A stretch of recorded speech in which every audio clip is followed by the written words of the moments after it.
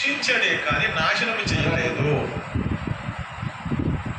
తప్పు చేసినప్పుడు దేవుడు ఆదాము హవ్వలను శిక్షించాడు కానీ మరణము అనేటువంటి దానిని పెట్టి వారిని ఇది నువ్వు చేసావు కాబట్టి, చేయవద్దన్నటువంటి పనిని చేసావు కనుక,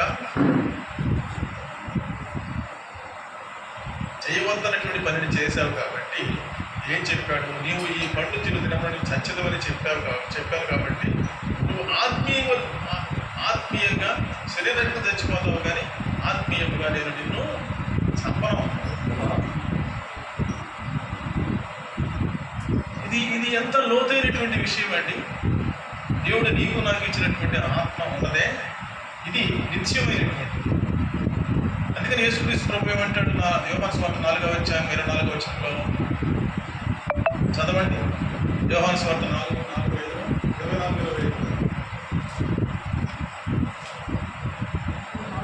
యోహాను సువార్త 4:24-25.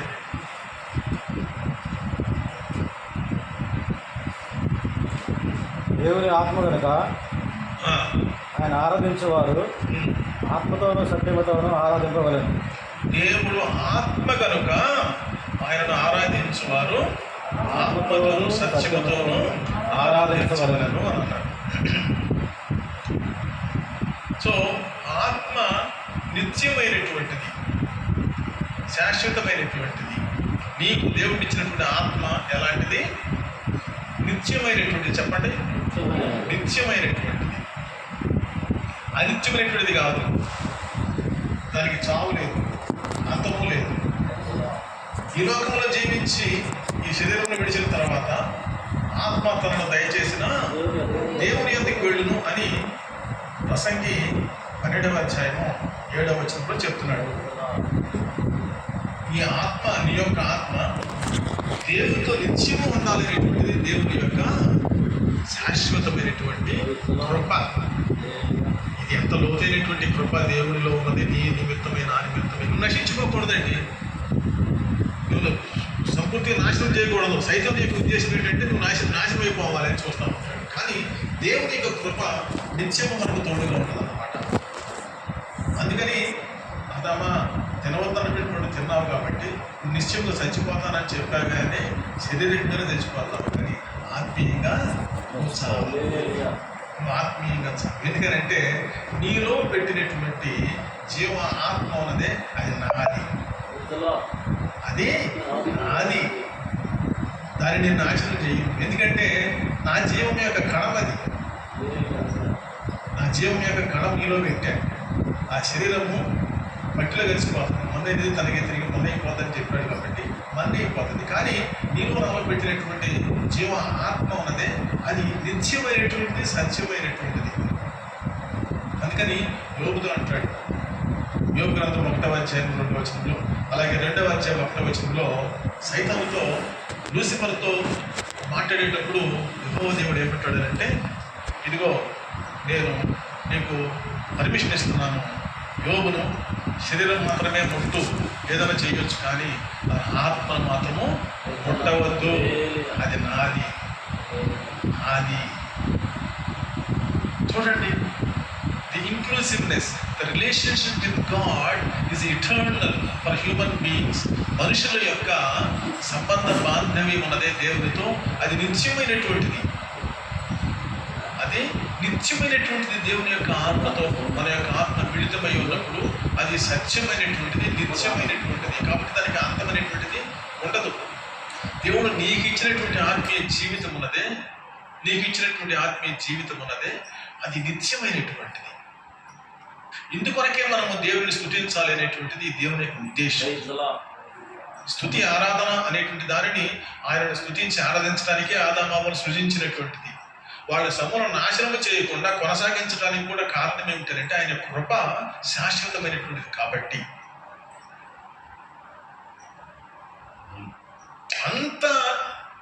అంత కూడా నేను చెప్పాను కాబట్టి, నేను చిరుదినం చచ్చిపోతామని చెప్పాను కాబట్టి నువ్వు చనిపోతున్నావు అని ఆదాము హవ్వలకు చెప్పిన తర్వాత నోవహు దగ్గరికి వచ్చినప్పుడు ఏమంటాడంటే, నోవహు యెహోవా దృష్టిలో కృప పొందినవాడు ఆయన. కృప పొందినవాడు ఆయన. ఈ కృపను బట్టియే దేవుడు యేసుక్రీస్తు ద్వారా కృపా సత్య సంపూర్ణుడిగా ఈ లోకంలోనికి నరావతారిగా ఈ లోకంలోకి వచ్చాడు. అది రెండో జన్మ కాదు, పునర్జన్మ కాదు. ఇది చాలా డిఫరెన్స్ ఉంటుంది. పునర్జన్మ వేరు, రెండో జన్మ వేరు. శరీరధారిగా రావడం వేరు. శరీరధారిగా రావడం అని అంటే దేవుడిచ్చిన ఆత్మకు దేవుడు శరీరం ఇచ్చి అమర్చి శరీరధారిగా యేసుక్రీస్తుని ఈ లోకంలోకి పంపించడానికి ఒక నరుణ్ణి రక్షించాలంటే నరావతారిగానే దేవుడు రావాలి. ఇది స్వంతం. ఏదో జంతువుగానో, కుక్కగానో, నక్కలాగానో, కోతిలాగానో రావడానికి వీలు లేదు. పరిశుద్ధాత్మ చేత నరుడి యొక్క జీవాత్మ ద్వారా దానికి శరీర రూపాన్ని ఇచ్చి నరావతారిగానే యేసుక్రీస్తు ప్రభు లోకంలోనికి వచ్చాడు అని యోహాను సువార్త 1వ అధ్యాయం 14వ వచనంలో చక్కగా వ్రాయబడి ఉంది. ఆది ముందు వాక్యం ఉండెను, వాక్యము దేవుని యొద్ద ఉండెను, వాక్యమే దేవుడై ఉండెను, ఆ వాక్యము శరీరధారి అయి మన మధ్య కృపా సత్య సంపూర్ణుడిగా మన మధ్య నివసించను అని బైబిల్లో ఉంది. చూసారా? సో యేసుక్రీస్తు ప్రభు దైవాత్మ సంభూతుడై ఉన్నప్పటికీ ఎలాంటి వాడు? దైవాత్మ సంభూతుడు. నేను చెప్పేటువంటి మాటలు చాలా కీ వర్డ్స్ అన్నమాట. ఎలాంటి వాడు? దైవాత్మ సంభూతుడు అయినప్పటికీ కూడా నరుడైనటువంటి వారికి, మానవులైనటువంటి వారికి ప్రత్యక్షపరచబడాలి అని అంటే ఎలా రావాలి? యేసుక్రీస్తు ప్రభు శరీరధారిగా రావాలి. కాబట్టి దైవాత్మ సంభూతుడైనటువంటి, తనకు తానై ఉన్నటువంటి వాడు స్వయంభవుడు అని అంటారు ఇంగ్లీష్లో. ఎలాంటి వాడు? స్వయంభవుడుగా, దైవాత్మ సంభూతుడుగా ఈ లోకములోనికి నరావతారిగా వచ్చాడు. అర్థమవుతుంది చెప్పేది నీకు ఇస్తాడు. ఎలా వచ్చాడు యేసుక్రీస్తు ప్రభు? నరావతారిగా వచ్చాడు అని అంటే నరుని యొక్క స్వరూప్యమును పెట్టుకుని వచ్చాడు. కానీ అసలు ఆయన ఎవరు? దేవుడు. నేను ఇందాక చెప్పిన మాట కరెక్ట్ చెప్పాలి. సృష్టికర్త. సృష్టించినటువంటి వాడు సృష్టికర్త, కరెక్టే. కానీ నేను మాట చెప్పాను, దైవాత్మ సంభూతుడు.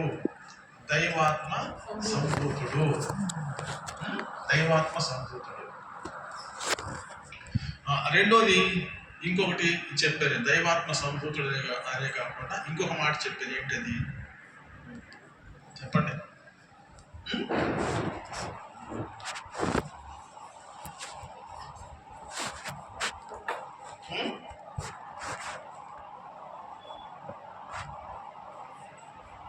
దైవాత్మ సంభూతుడు అని చెప్పానా? దైవాత్మ సంభూతుడు అంటే ఏంటి?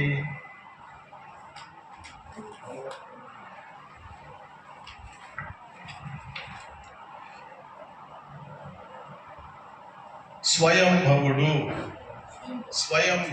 అని అంటే సెల్ఫ్ ఎగ్జిస్టెంట్ గాడ్. యేసుక్రీస్తు ప్రభు ఎలా వచ్చాడు అని అంటే స్వయంభవుడుగా వచ్చాడు.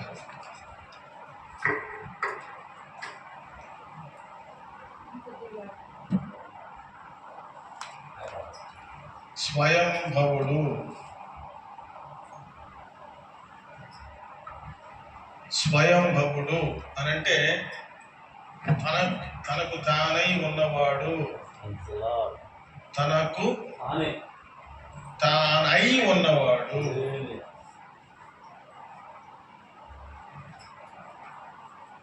తనకు తానై ఉన్నవాడు. దైవాత్మ సంభూతుడు.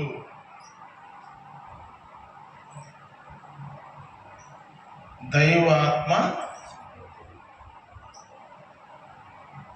సంభూతుడు అంటే పరిశుద్ధాత్మ ద్వారా నింపబడినటువంటి వాడు. దేవుని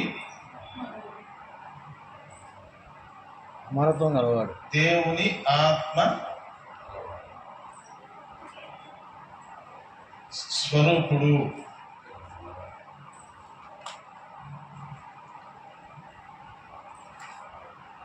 ఎవరైనా యేసు క్రీస్తు క్రీస్తు. సో దేవుని గురించి మనము చదువుకునేటప్పుడు యాక్చువల్గా ఈయన గురించి పౌలు ఏం చెప్తాడు అని అంటే 1 తిమోతి రాసిన పత్రిక 6:16లో 1 తిమోతి 6:16లో ఏముంది? దేవుడు అమరుడు, క్రీస్తు అమరత్వము కలిగినటువంటి ఆయనే మాత్రమే నివసించు అమరత్వ గలవాడై ఉన్నాడు. అమరత్వము గలవాడై ఉన్నాడు. మనుషుల్లో ఎవడో ఆయన చూడలేదు, చూడలేరు.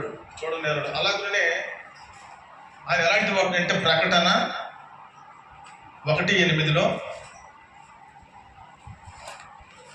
1:18 తర్వాత 8 ఈ రెండిట్లో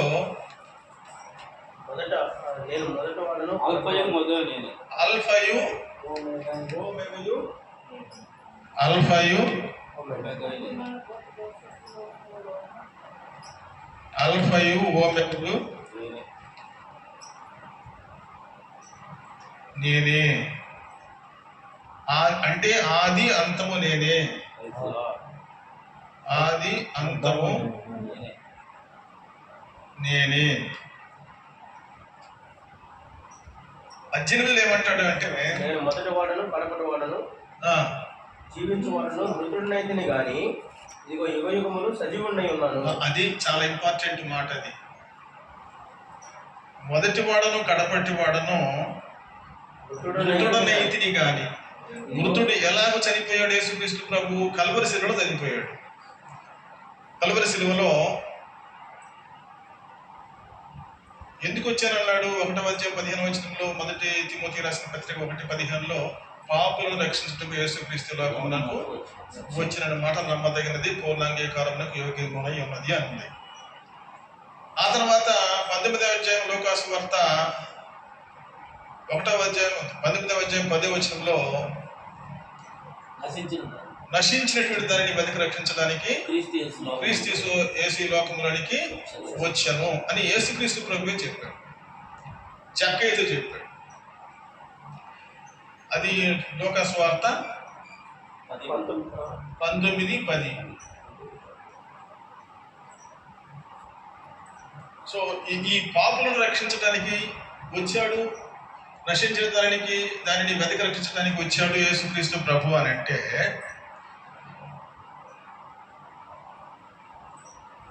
మరణమునకు లోనేటువంటి వాడు ఇంకొక మరణమునకు లోనేటువంటి వాడిని రక్షించడానికి సాధ్యమా? లేదు కదా. కాబట్టి మరణమును జయించినటువంటి వాడే మరణమునకు లోనైనటువంటి వాడిని రక్షించడానికి సాధ్యం కలిగినటువంటి వాడు. ఈయన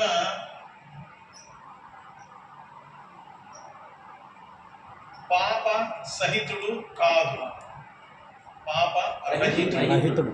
పాప రహితుడు అని అంటే పాపము లేనటువంటి వాడు. మానవుడు ఎవరయ్యా అంటే పాప సహితుడు, అంటే పాపములో పుట్టి పాపములో పెరిగి పాపములో చనిపోయినటువంటి వాడిని పాప సహితుడు అని అంటారు అన్నమాట.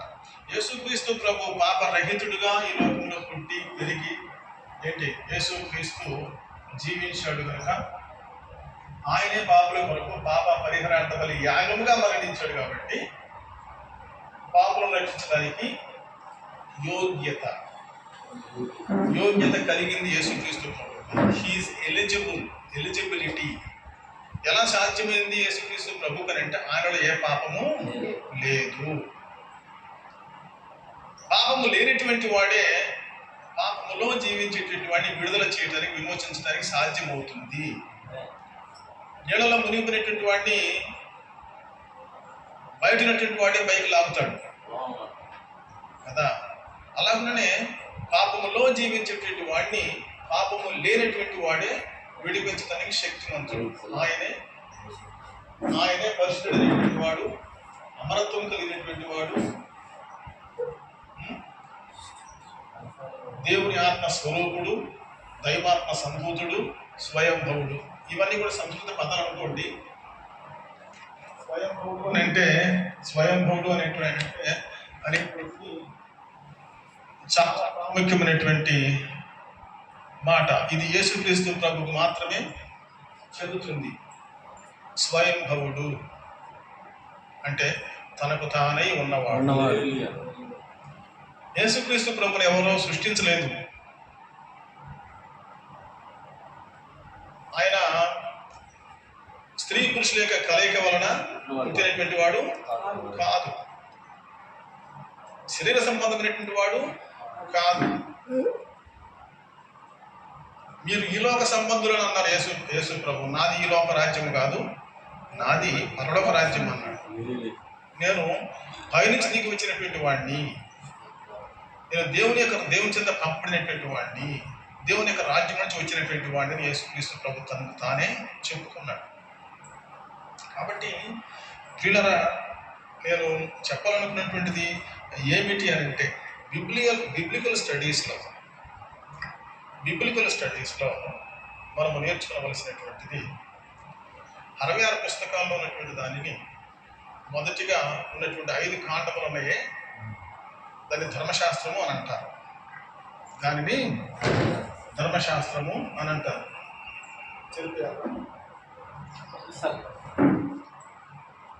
బిబ్లికల్ స్టడీస్లో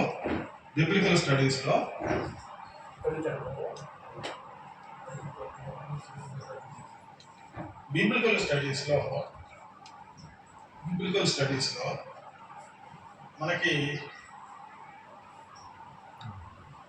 బిబ్లియాలజీ అంటే దేని గురించి చెప్తుంది? బైబిల్ యొక్క సిద్ధాంతం అక్షరార్థంగా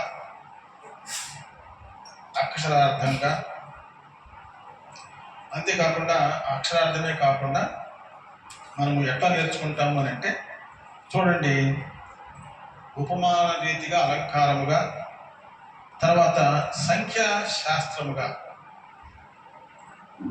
ఎలాగో మొదటిది ఏం రాశాను? అక్షరార్థంగా.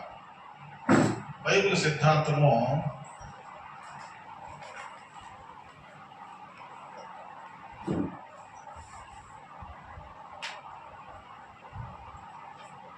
బిబ్లియాలజీ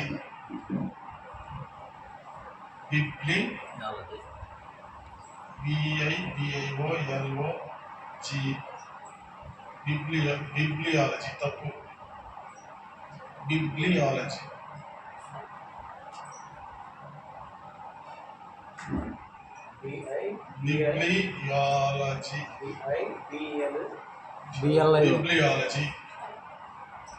బైబిల్ సిద్ధాంతం.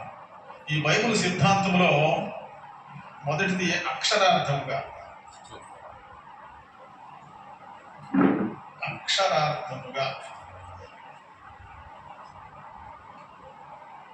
రెండోది ఉపమాన రీతిగా.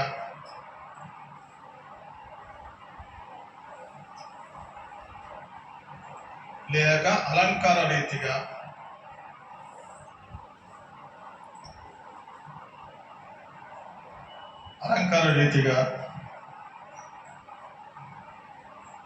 సంఖ్యాశాస్త్రముగా.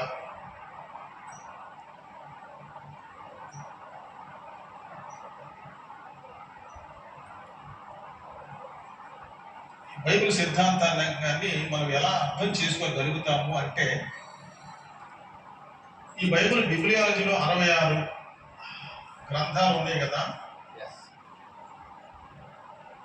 బైబిల్లో.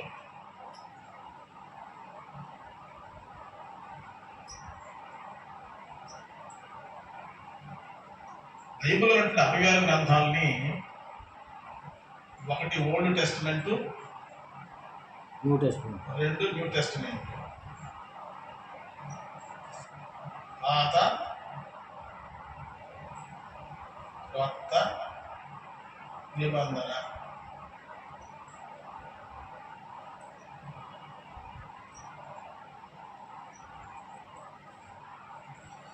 ఏ వచ్చి 39, 27, 66 పుస్తకాలు. మధ్యలో మౌన కాలం.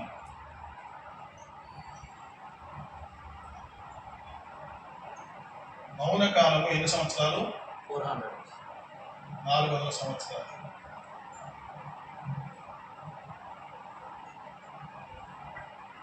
ఈ బైబిల్లో ఉన్నటువంటి 66 గ్రంథాల గురించి తెలియపరిచేదాన్నే బిబ్లియాలజీ అంటారు. బిబ్లియాలజీ అంటే బైబిల్ సిద్ధాంతము. బిబ్లియాలజీ అని అంటే ఇది ఎలా నేర్చుకుంటాము? ఎలా అక్షరార్థంగా. అక్షరార్థంగా అంటే మనం ఎలా నేర్చుకుంటాము? బైబిల్ ఎలా వచ్చింది, బైబిల్లో ఉన్నటువంటి పుస్తకాల పేర్లు ఏంటి, ఆది కాండము, నిర్గమాకాండము, సంఖ్యాకాండము, లేవియకాండము, ఆ తర్వాత ద్వితీయోపదేశ కాండము, యెహోషువ, ఈ పుస్తకాలన్నీ ఎలా వచ్చినాయి, ఏం రాయబడింది, ఈ యొక్క చరిత్రల గురించి తెలుసుకుంటాం అన్నమాట. దానిని కొత్త నిబంధన, 4 సువార్తలు, పత్రికలు, ప్రకటన, అది దాని గురించి అక్షరార్థంగా నేర్చుకుంటాం. అక్షరార్థంగా ఎలా నేర్చుకుంటామని అంటే చదవడం వల్ల నేర్చుకుంటాం. క్లాసులో కూర్చొని నేర్చుకుంటాం, చదవడం వల్ల నేర్చుకుంటాం.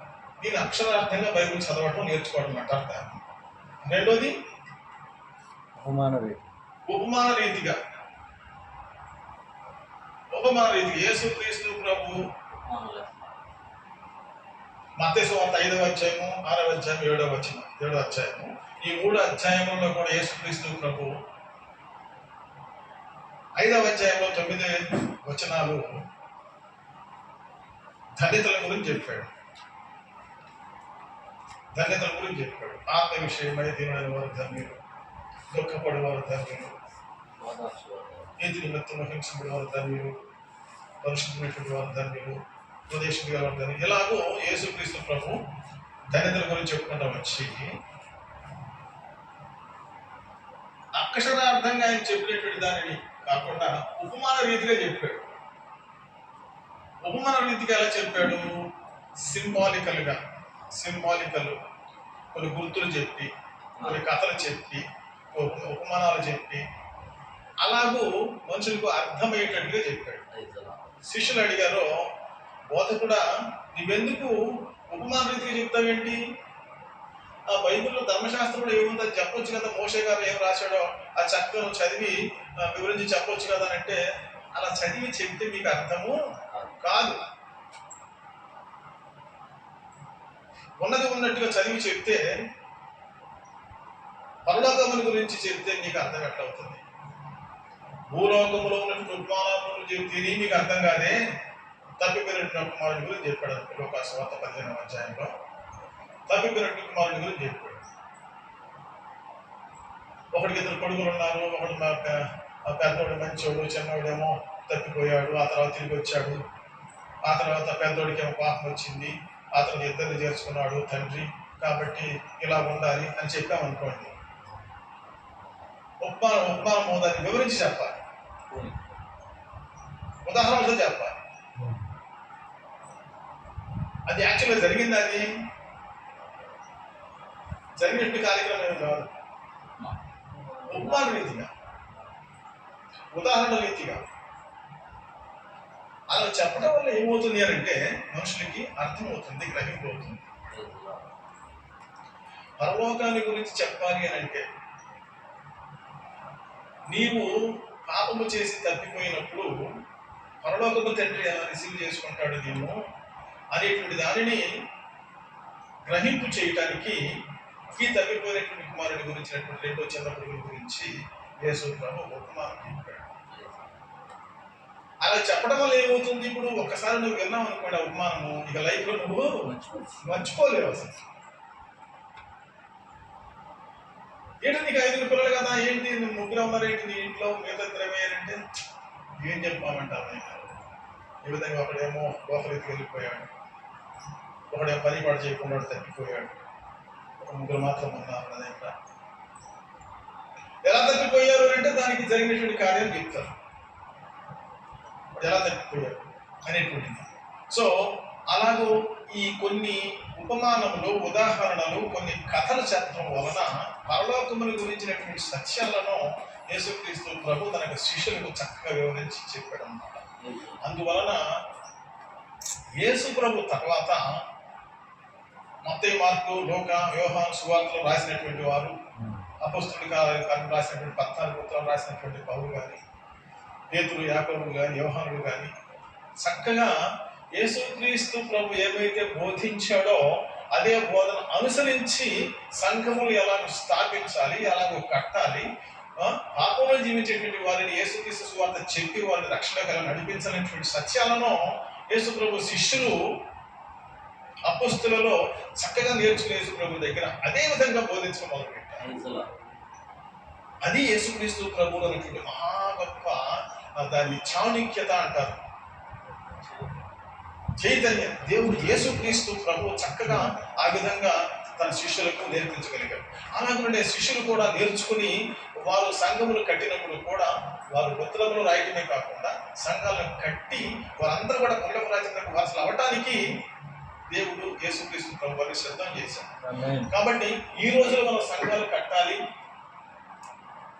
మనం సంఘంలో విశ్వాసులకి మనం ఆత్మీయ జీవితం యొక్క ఆత్మీయ ఆహారం పెట్టాలి అని అంటే ఎలా పెట్టాలి అనేటువంటిది యేసుక్రీస్తు ప్రభు ఉపమాన రీతిగా ఎలా బోధించాడో, అక్షరార్థంగా ఎలా బోధించాడో, సంఖ్యాశాస్త్రంగా ఎలా బోధించాడు అనేటువంటిది మనం నేర్చుకోవాలి. సంఖ్యాశాస్త్రం అంటే ఏంటి? సంఖ్యాశాస్త్రం అంటే న్యూమరాలజీ అంటారు. Numerology numbers.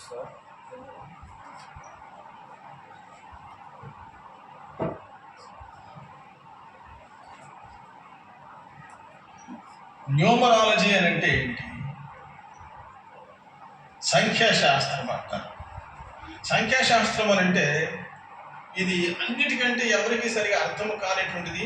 న్యూమరాలజీ అనేటువంటిది దేవుని కృపను బట్టి, ప్రభు నాకు ఇచ్చినటువంటి కృపను బట్టి నేను దీనిని చక్కగా చదివి అధ్యయనం చేసి బైబిల్లో ఎలాగూ న్యూమరాలజీ వచ్చింది అనేటువంటి నేను చదివి నేర్చుకుని, నేను కూడా నోట్స్ రాసుకొని నేను చాలా మందికి బోధిస్తున్నాను అన్నమాట. ఈ న్యూమరాలజీ అనేది సంఖ్యాశాస్త్రము అంటే భూమి ఆకాశములు సృష్టించబడ్డాయి అని ఆది కాండము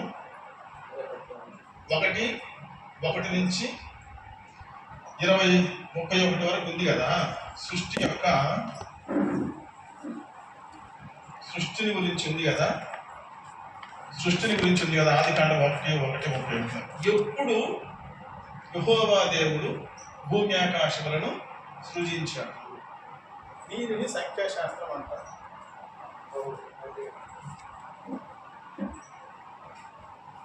దీనిని సంఖ్యాశాస్త్రం అంటారు.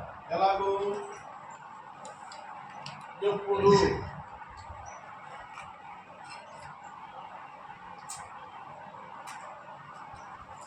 ఎవరు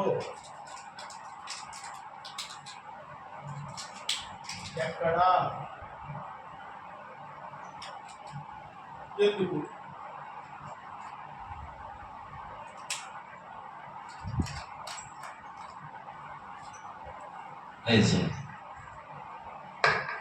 థ్యాంక్ యూ. ఇప్పుడు చూడండి, సృష్టి యెహోవా దేవుడు ఆది కాండము 1:1 ఆది యందు దేవుడు భూమి ఆకాశము సృజించను అన్న మాటకి అమెరికాలో 6 నెలలు బోధించాడు పాస్టర్ గారు. ప్రతిరోజు ఇదే మాట, ఆది యందు దేవుడు భూమి ఆకాశములను సృజించాడు. ఈ ఆది అనేటువంటి మాట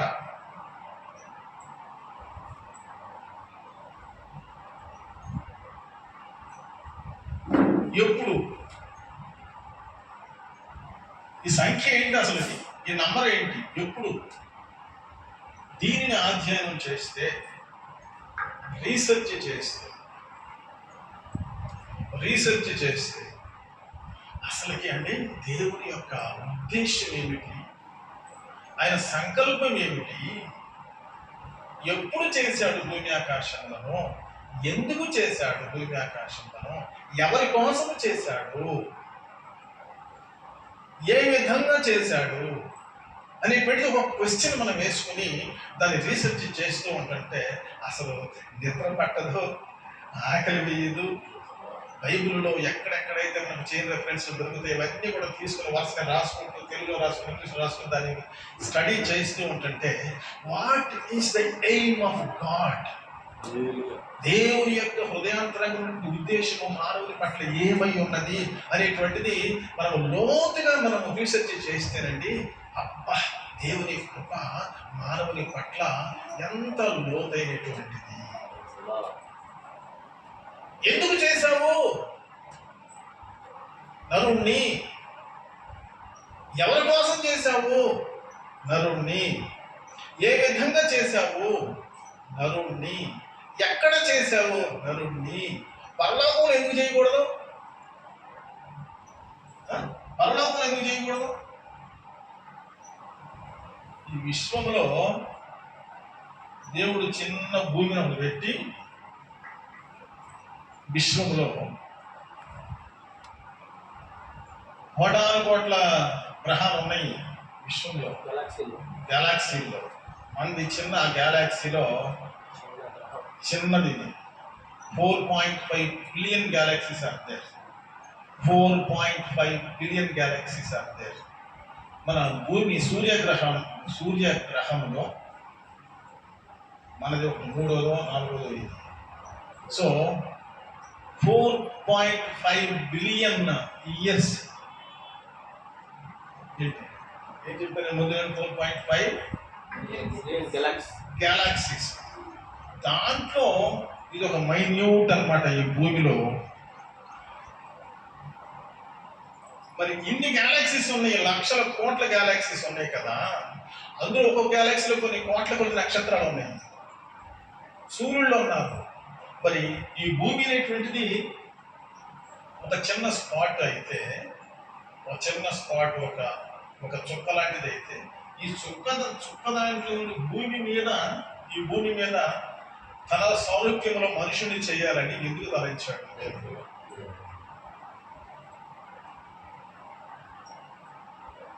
దేవుడు చూస్తున్నాడని బైబిల్లో ఉంది. దేవుడు చూస్తున్నాడు, దేవుడు చూస్తున్నాడు. ఎలా చూస్తున్నాడు అంటే, అవి కళ్ళు ఉన్నాయా, ముక్కు ఉందా, చెవులు ఉన్నాయా, నోరు ఉందా, కాళ్ళు ఉన్నాయా, చేతులు ఉన్నాయా అని అంటే, తన రూపంలో తన సౌరూప్యంలో దేవుడు మానవుడు చేసుకున్నాడు అని అంటే, మానవుడికి ఏ అవయవాలు ఉన్నాయో దేవుడికి కూడా అలాంటి అవయవాలు ఉన్నట్టుగా లెక్క, అవునా కదా? సో మనము దేవుడి సౌరూప్యంలో ఉన్నాము అని అంటే ఆయన కూడా మన సౌరూప్యంలో ఉన్నాడు. అయితే ఆయన నిత్యుడు, ఈజ్ ఇటర్నల్ గాడ్, ఆది అంతము లేనటువంటి వాడు, అల్ఫా ఒమేగా అయినటువంటి వాడు. ఇదిగో నేను మరణమైతిని కానీ సదాకాలము నేను సజీవుడనై ఉన్నాను. ప్రకటన 1:18 చెప్తున్నాడు యేసుక్రీస్తు ప్రభువు. పద్మాసన దీపంలో పరమార్థంగా అనేటువంటి యోహాను భక్తునికి ప్రత్యక్షమై చెప్తున్నటువంటి మహత్తరమైనటువంటి మాట యేసుక్రీస్తు గురించి.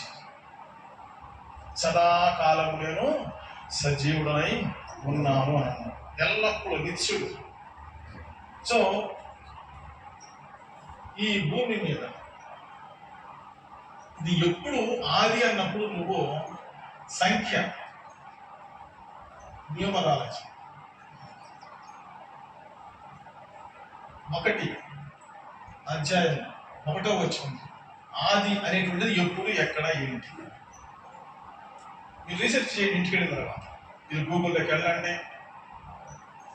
ఇంకేమేమి ఉంటాయి, మరి ఇంకేమో ఉంటాయి కదా మీకు, యాప్స్ అన్నీ ఉన్నాయి కదా గూగుల్. తర్వాత సేమ్ అదేంటది ఇంకోటి చూడండి, గ్రోత్, ఫేస్బుక్, ఇవన్నీ చాలా ఉన్నాయి కదా. దాంట్లో అన్నీ వెళ్ళి మీరు చూడండి. అయితే నేను ఇవన్నీ చూసిన తర్వాత, చదివిన తర్వాత, పుస్తకాలను సేకరించి చూసిన తర్వాత ప్రార్థన చేసుకునేటప్పుడు, వాక్యం చదివేటప్పుడు ఎగ్జాక్ట్ వర్డ్ ఆఫ్ గాడ్ కోల్పోయిన దేవుడు ఇచ్చినటువంటి వాక్యాన్ని మనం డైరెక్ట్గా చదివేటప్పుడు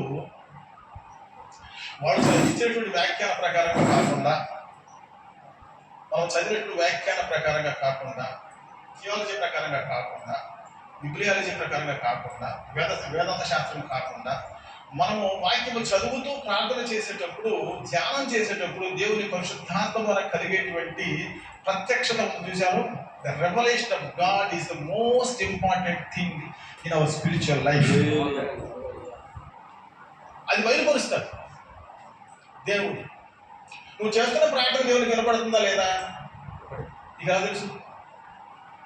how do you know that your prayer is heard by God? You do not no.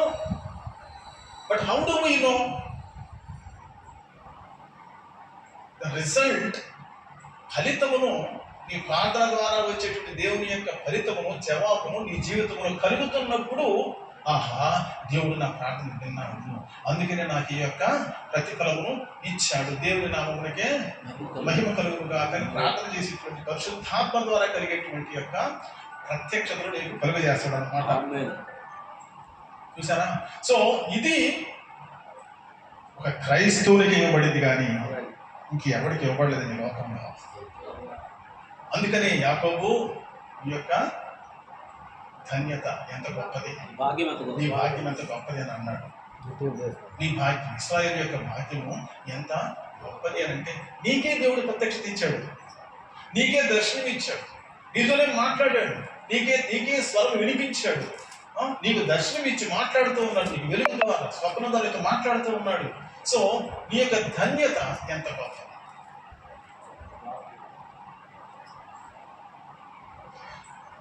We should not lose these blessings in our lives. మన జీవితములలో దేవుని ఇచ్చేటువంటి నిత్యమైనటువంటి ధన్యతలను పోగొట్టుకోకూడదు. ఎలాంటి పరిస్థితుల్లోనైనా సరే కూడా మనము పోగొట్టుకోకూడదు. ఆదాము వాళ్ళు పోగొట్టుకున్నారు. అందుకని ఈ కృప అనేటువంటిది సీన్లోకి వచ్చింది. నోవహుతో మాట్లాడుతున్నాడు దేవుడు. ఇదిగో, మనుషులు తమ యొక్క జీవితాల్లో హృదయాలు చనిపేస్తున్నారు, కానీ నీవు ఒక్కడివే నా దృష్టిలో కృప పొందిన వాడవైతివి అని యెహోవా దేవుడే నోవహుతో మాట్లాడుతున్నాడు. కాబట్టి నువ్వేం చేస్తావంటే, నీ కొరకు, నీ కుటుంబం కొరకు ఒక ఓడను నిర్మించు. సంవత్సరం పాటు నిర్మించాడు. ఎన్ని సంవత్సరాలు నిర్మించాడు? సంవత్సరమేనా? 100 సంవత్సరములు ఆయన నిర్మించాడు ఓడను. ఏంటండి, 1 సంవత్సరంలో ఇల్లు కట్టేస్తున్నారు, ఇప్పుడు 6 నెలల్లో బిల్డింగ్లు కట్టేస్తున్నారు. ఒక షిప్ ఏంటి 2 సంవత్సరాల్లో మొత్తం పెద్ద పెద్ద షిప్లు కట్టేస్తున్నారు.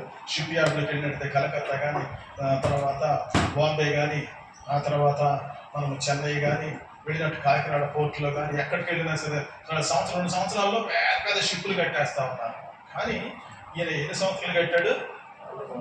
100 సంవత్సరాలు, 100 సంవత్సరాలు కట్టాడు. ఎంతమంది ఎగతాళి చేశారో, ఎంతమంది ఎగతాళి చేశారు, ఎంతమంది దూషించారో, ఓరి పిచ్చోడా అని అన్నారో, కానీ దేవుడు, యెహోవా దేవుడు ఇచ్చినటువంటి మాటలు నెరవేర్చేటువంటి దేవుడు అని నమ్మినటువంటి నోవహు మాట్లాడలేదు, నాతో మాట్లాడాడు యెహోవా దేవుడు. నన్ను దీవించాడు, నన్ను ఆశీర్వదించాడు, కొడుకులను ఇచ్చాడు, వాడాలని ఇచ్చాడు. ఇదిగో నీ ముగ్గురు కొడుకులు, ముగ్గురు వాడాడు, నువ్వు నీ భార్య ఎనమండుగులు కలిసి నీ కొరకు రక్షణ ఓడను సిద్ధం చేసుకున్నాను. చేశారు. 150 రోజులు ఆ షిప్లోనే ఉన్నారు.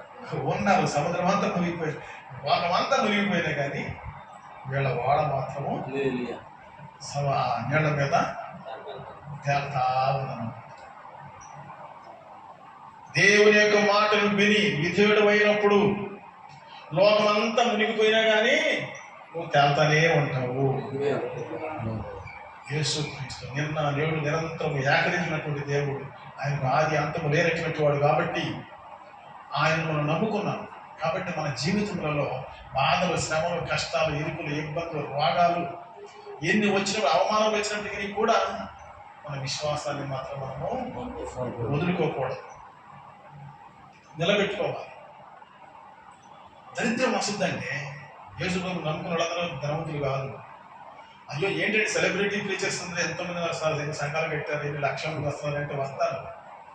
దేవుడు లెక్క అడుగుతాడు, అక్కడ నిలబడతారు. ఎంతమంది రక్షణ పొందారు నీ సంఘంలో? నీవిచ్చేటువంటి వాక్యం ద్వారా, నీ ప్రార్థన ద్వారా సంఘములో ఎంతమంది రక్షణ పొంది, మారుమనసు పొంది, పాపంలోకి పొంది, విడుదల పొంది, విమోచింపబడినటువంటి వారే, దేవుని యొక్క ఆత్మతో నింపబడినటువంటి వారే, యేసు క్రీస్తు కొరకు సజీవ సాక్షులుగా ఎంతమందిని నువ్వు నిలబెడుతున్నావు? This is the question. ఈ ప్రశ్న దేవుడు నిన్ను తప్పకుండా అడుగుతాడు. ఎందుకంటే నేను ఈ మాట మాటి మాటికి సేవకులే మీటింగ్ చెప్తున్నానంటే, నేను ఎందుకు పిలిచాడు, ఏ పని ఇచ్చాడు నీకు? ఈ రెండు విషయాలు మనం ఎప్పుడు కూడా దేవుని యొక్క సన్నిధిలో మోకరించినప్పుడు, మన సంఘములలో మోకరించి ప్రార్థన చేసేటప్పుడు, చెప్పిందే చెప్పి ప్రసంగాలు కాదు మనకు కావాల్సింది. కట్టే కొట్టే తెచ్చేటువంటిది కాదు. యేసు ప్రభు పుట్టాడు, యేసు ప్రభు చనిపోయాడు, సిలువేయబడ్డాడు, చనిపోయాడు, 3వ రోజు తిరిగి లేచాడు, మళ్ళా మనకి వెళ్ళిపెట్టి 2వ రకంలో రాబోతున్నాడు అనేటువంటిది జగమెరిగిన సత్యం. క్రైస్తవుల కంటే హిందువులే ఎక్కువగా నేర్చుకుని చెబుతున్నటువంటి విషయం ఇది. ఈ రోజున యేసు ప్రభు మధ్యాకాశంలోకి వస్తే నువ్వు ఎత్తబడినటువంటి వాడవై యేసుక్రీస్తుతో పాటు పరలోక రాజ్యంలోకి వెళతావా? ఈ క్వశ్చన్ ప్రతిరోజు మనం వేసుకోవాలి. నీ మాట, చూపు, తలంపు, నడక, పడక సమస్తం నీ యొక్క జీవితంలో దేవుని కొరకు నమ్మకస్తులుగా ఉన్నాము అనేటువంటిది ఎప్పటికప్పుడే పరిశీలించుకుంటూ ఉండాలన్నమాట. సో మనం ఉన్నటువంటిది ఇప్పుడు ఏమిటి అంటే బిబ్లియాలజీలో ఉన్నాం. అంటే బైబిల్ సిద్ధాంతం అక్షరార్థంగా, ఉపమాన రీతిగా, సంఖ్యాశాస్త్రంగా మనం నేర్చుకుంటాం అనేటువంటిది. సో ఇప్పుడు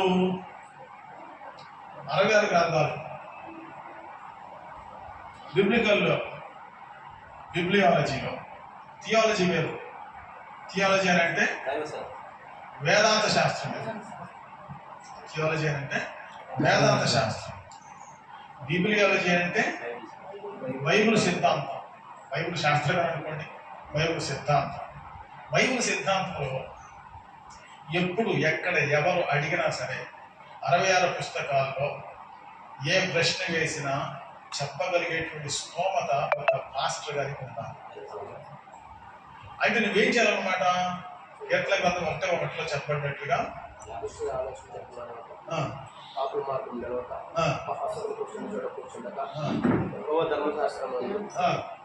దివారాత్రం ధ్యానించాలి.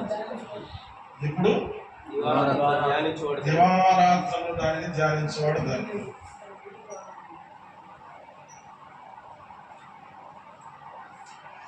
దివారాత్రములు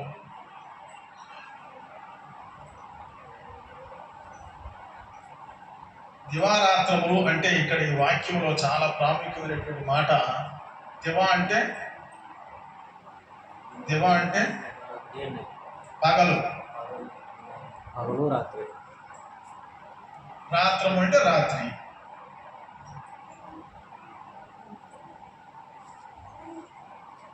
ఇంకా నువ్వు బైబుల్ చదవ క్యాంప్ ఏది ఇంకా నీకు? దివారాత్రులు చదవమంటాడు కదా దేవుని యొక్క వాక్యాన్ని. దేవుని యొక్క పరలోకం యొక్క ఆశీర్వాదం కావాలి అని అంటే నువ్వేం చేయాలన్నమాట? దివారాత్రులు ఏం చదవాలి? బైబిల్ చదవాలి. ప్రార్థన ఎందుకు? ఏం చదవాలి?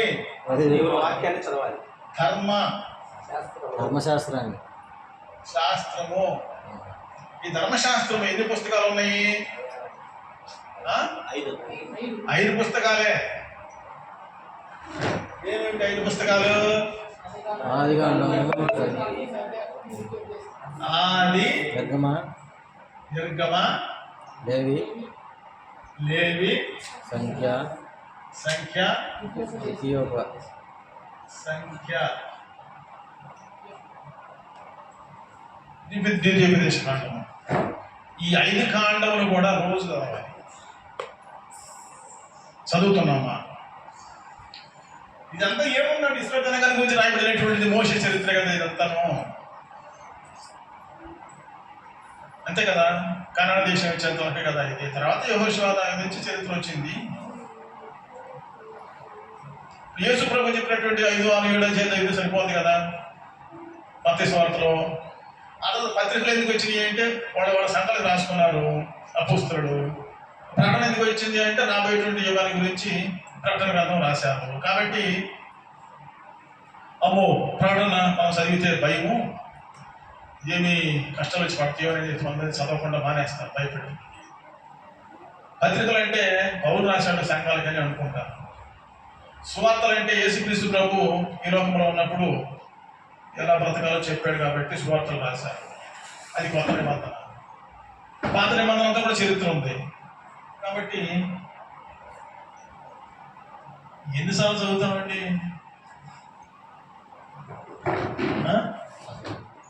ధర్మశాస్త్రాన్ని 5 కాండములను ఎన్నిసార్లు చదువుతాం? ఆయన 1వ అధ్యాయము 1వ వచనము 31వ వచనం వరకు సృష్టిని గురించి రాశాడు, మోషే రాశాడు. అది చదవడానికి నాకు 78 సంవత్సరాలు పట్టింది. ఈ ధర్మశాస్త్రం మొత్తం చదవాలంటే ఒక్క అధ్యాయం చదివేసరికే జీవితం జరిగిపోయింది.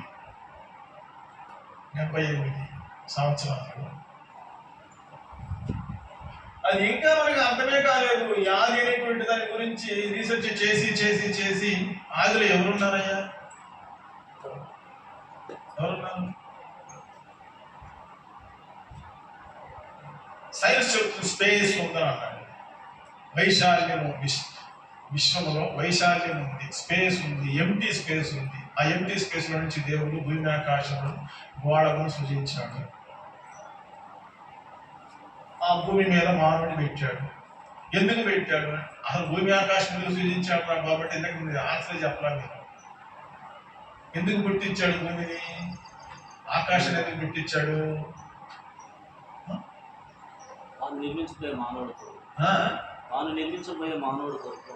తాను నిర్మించబోయే మానవుని కొరకు భూమిని ఆకాశమును సృజించాడు.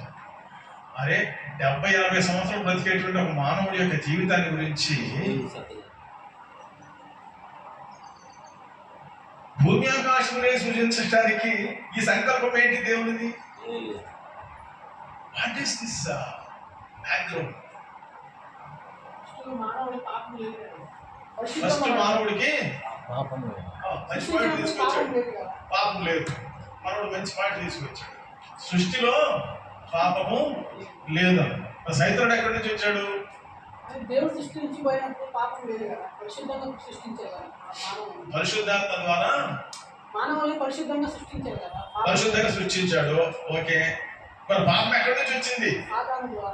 సాతాను ద్వారా వచ్చింది. సాతానుడు ఎక్కడి నుంచి వచ్చాడు? పరలోకంలో పాపం ఉందంటావా?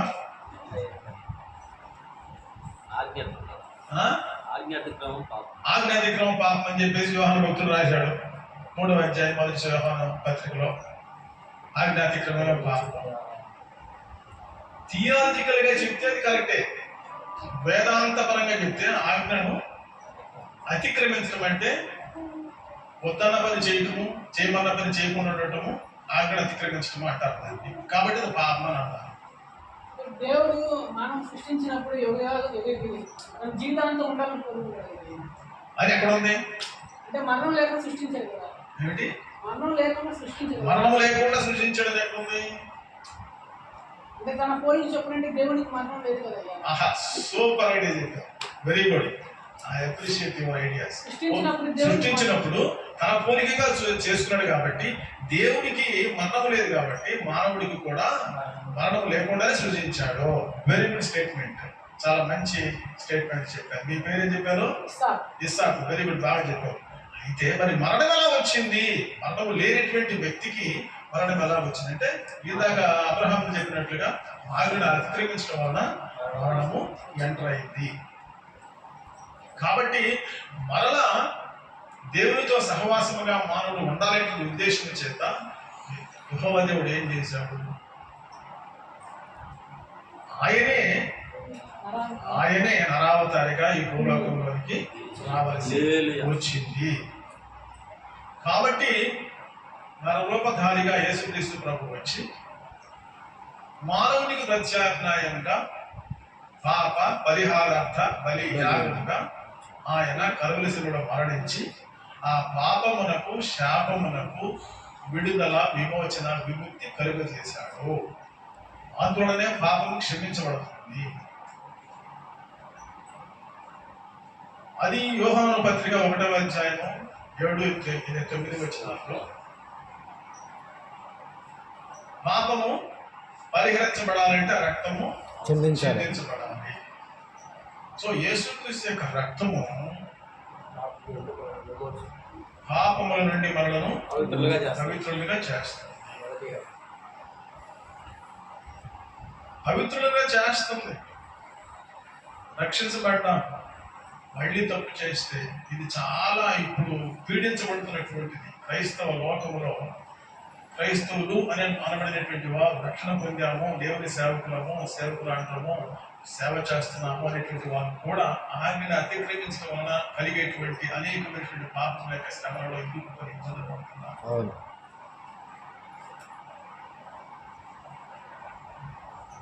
ఇది చాలా శోచనీయమైనటువంటి విషయం. అందుకని ఒక దైవజనుడు ప్రతిరోజు కూడా దేవుని సన్నిధిలో తను తాను తగ్గించుకొని మోకరించి ప్రార్థన చేసుకుని ఈ రోజు నేను దేవుని యొక్క దృష్టిలో ఎలా ఉన్నాను, దేవుని కృపకు పాత్రుడనై ఉన్నానా అనేటువంటిది ఎప్పుడు కూడా పరిశోధించుకుంటూనే ఉండాలి. పెళ్లి కానటువంటి వారు, యవనస్తులైనటువంటి వారు ఏ విధంగా జీవిస్తున్నామని దేవుని సన్నిధిలో, దేవుని యొక్క సన్నిధిలో పరీక్షించుకోవాలి. కుటుంబీకులైనటువంటి వారు, వివాహమైనటువంటి వారు భార్యాభర్తల యొక్క సహజీవనంలో ఎలా ఉంటున్నారు, బిడ్డలు కలిగినటువంటి వారు కుటుంబంలో ఎలా దేవుని కొరకు నమ్మకంగా ఉంటున్నారు. మూడవది, సేవ చేసేటువంటి దైవ జనులు ఎలాగో సంఘమునకు నమ్మకంగా ఉంటున్నారా లేదా, దేవుని యొక్క సంఘమునకు మనం నమ్మకంగా ఉంటున్నామా అనేటువంటి దానిని పరిశోధించుకోవాలి. దేవుని యొక్క సంఘమునకు కీడు చేస్తే ఏం చేయాలి? ఒక దైవజనుడు సంఘమునకు ఆశీర్వాదకరంగా ఉండవలసినటువంటి వాడే శాపము తెచ్చేటువంటి వాడుగా ఉన్నప్పుడు ఏం చేయాలి? ఆ దైవజనుడు చెప్పే మాటలు మీకు అర్థమవుతుంది. చాలా క్లిష్టమైనటువంటి విషయాలు నేను ముందు పెడుతున్నాను. ఆ దైవజనుడు మనస్సులో కొన్ని చెడ్డ తలపులు వచ్చినప్పుడు ఏకాంతంగా వెళ్ళి ప్రార్థన చేశాడంట. ఉపవాసం చేస్తే, ప్రభువాలను క్షమించు, నాకు వ్యతిరేకమైన తలంపులు వచ్చినాయి, శరీర రీతిలో కూడా నాకు అపవిత్రమైన తలంపులు వచ్చినాయి, క్షమించు ప్రభు అని అడిగాడు.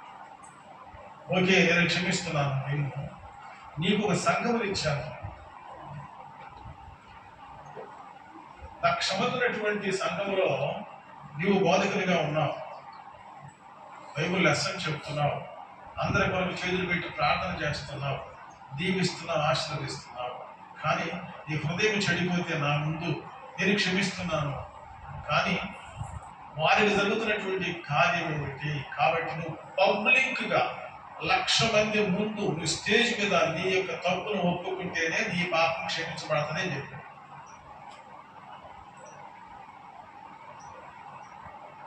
This has happened in 1966. 1946 సంవత్సరంలో ఒక దైవజనుడు,